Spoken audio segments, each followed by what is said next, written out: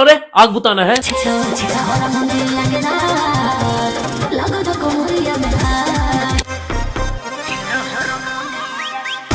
खेसारी लाल यादव ने जिस तरह से कम बैक किया, जहाँ तो ये हारमोनिया गाने को लेकर के देखिए कि ये गाना तो भोजपुरी का एक नया रिकॉर्ड और नया लकीर बना कर रख दिया। जहाँ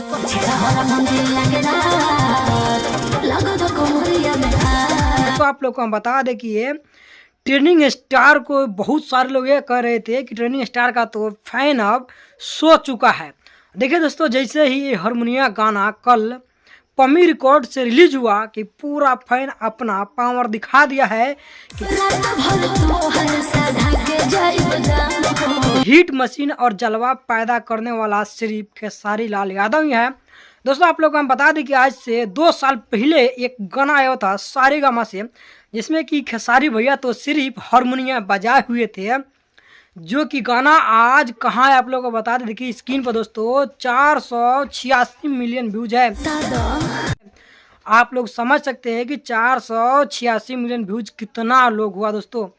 टोटल आप लोग को बता दें तो 50 करोड़ लोग देखा इस वीडियो को।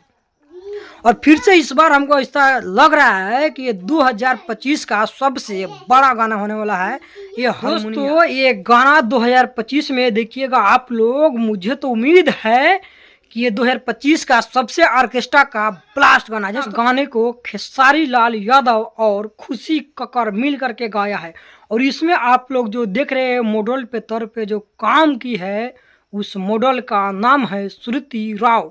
यस, तो आप लोग गाने को एक बार जाइए और पम्मी रिकॉर्ड से देखिए। ये गाना इतना कमाल का है कि इस बार तो पवन सिंह के चहेता भी अब खेसारी लाल यादव के फैन हो गए हैं।